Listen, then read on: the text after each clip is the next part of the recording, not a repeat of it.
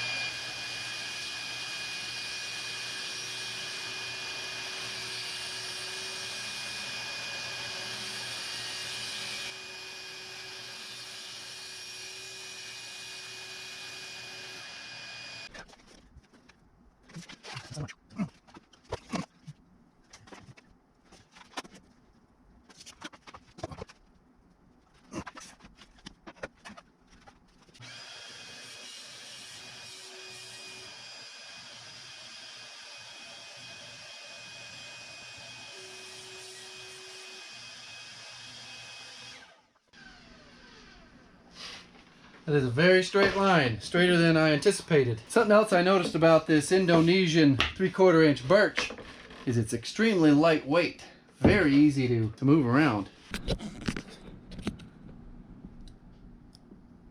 Very straight cut. I'll bring you up to the seam here. Right around here is the junction of the first cut and the second cut.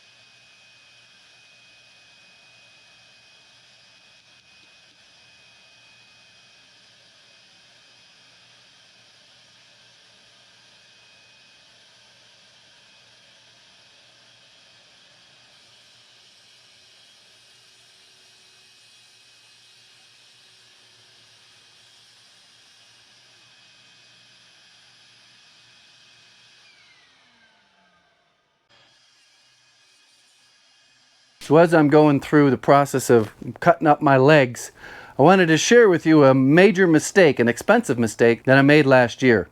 It's that 3/4 sheet of plywood over there. But about 9 months ago, that was $90. It's since come down in price a little bit. Now you can get 3/4 inch birch for $90, Indonesian birch. But the reason that has been sitting there is I cut on the wrong side of the track the last time I was building a cabinet. Just make sure you double check your measurements. Don't let yourself get absent-minded when you're making your cuts. Not only do you have to worry about cutting on the right side of the track, that's a really bad mistake, but figuring out which side of the line you move your track up to.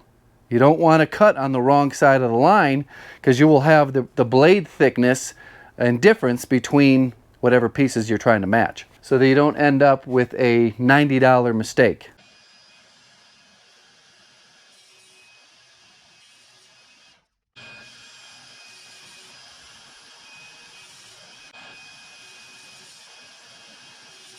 So my next cut is going to be the top shelf. One side of the shelf no one's ever going to see because it's 7 feet high. For a period of time when there's no clothes in the closet, you will be able to see the underneath side. Although it will not have any direct lighting on it, I'm going to go a little bit of an extra mile, although I don't do it much. I don't want to like waste time and waste money. I'm going to flip this board around so that the best side faces down so that you can see the best side. It really doesn't make any money because there's no direct lighting on it. It's going to be very dark. I'm just going to do it because it only takes a few seconds to spin this thing around. Now there is risk. Me spinning this around, it could catch an edge and rip that veneer right off and screw up a whole section of this board. Because I want this section here to be what you look at if you were to get in there with a flashlight. So right down here we've got some a spot that I don't like. Right here is actually not too bad. Right there we got the sticker, and we also got some filler over here. But in this top section right here, there's no fillers and there's no mess ups. So can I do it? My guess is no. Going real slow.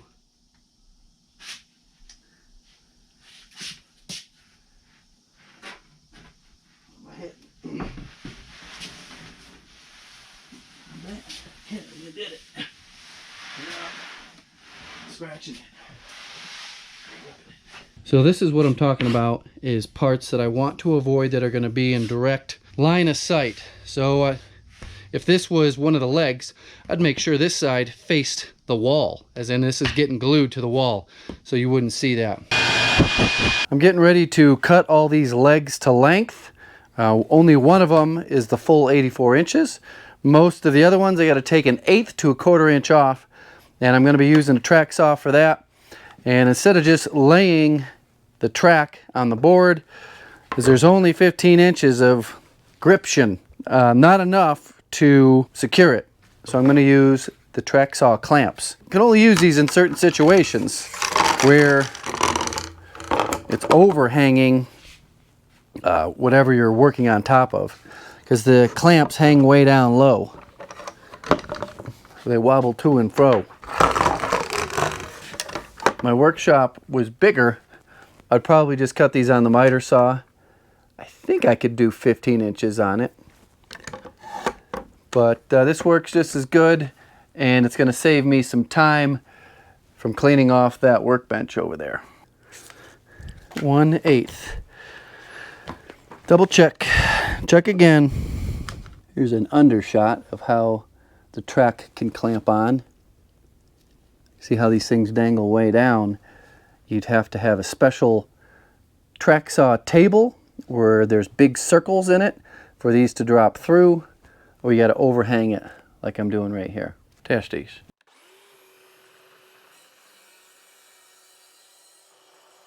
Like butter. One down, 2 more to go. On the ends of these boards, I'm just going to mark how long they are so I know where they go.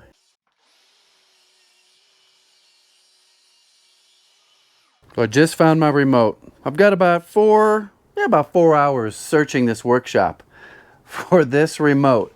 This remote turns on my shop vac, turns on 2 filter fans, and it hooks up to the dust collection right here. So earlier in the video you saw me going over and hitting a button over there. Well, the receiver to this happens to be plugged in over there, and that's where the shop vac is plugged in. So we just hit on and off. And I can also turn the filter fans on. Don't need those on right now. I got a lot of sanding to do, and what I've done in the past for dust collection for this is just stick this over. And the suction is pretty strong, but it does flop around and fall out. So I'm gonna make an adapter out of a 2x4. I thought I'd show you how I do that. Just using 2 different size hole saws. So what I gotta do is start the hole with the pilot drill that's in the center of this hole saw, get this down a little bit, and then swap out to the larger size and start that cut. After the first small hole's cut, there's something to keep the larger hole saw going through, or else it'll just wobble around because I won't have the pilot hole. The speed is set up for drilling metal, but I'm not going to switch my belts around just for drilling through this 2x4, so it should cut through. You would normally go much faster.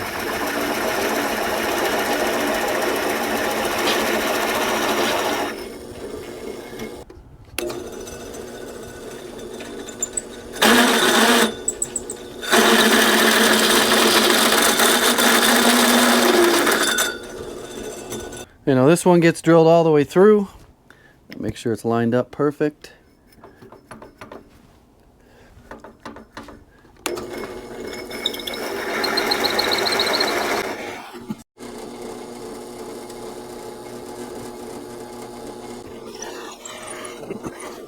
Let's see if this goes without breaking.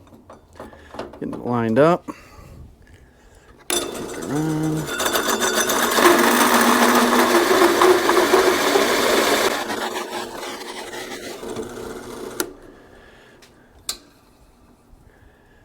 Alright, so my adapter is inside the hole saw.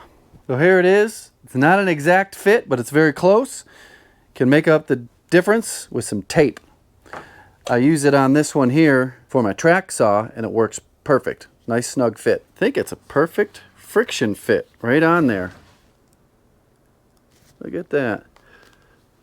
Now this is obviously temporary. There's probably a coupler or an adapter that has this sort of like locking pattern to go on and click to upsize to a standard shop vac size hose. But I don't have that today, but I did have a couple hole saws and a 2x4. So now I'm back in action. Woo, that's a lot of suck. That's a lot of suction in there.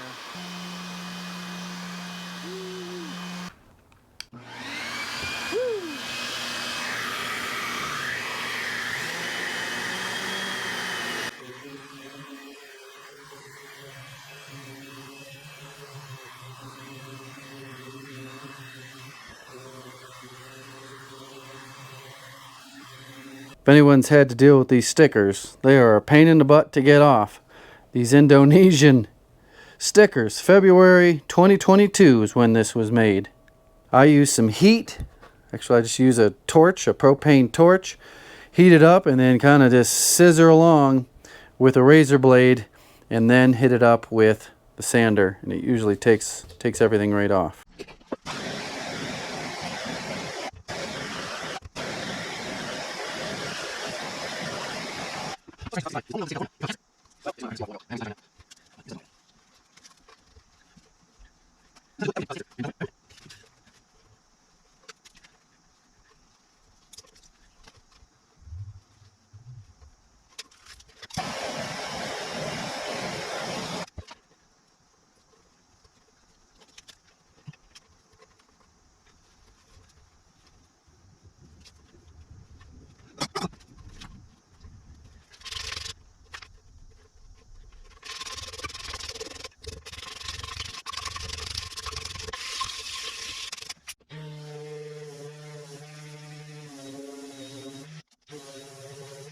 Everything's been sanded with 120 and then 220, blown off with an air compressor, and now I'm just taking a tack cloth and grabbing the last bit of dust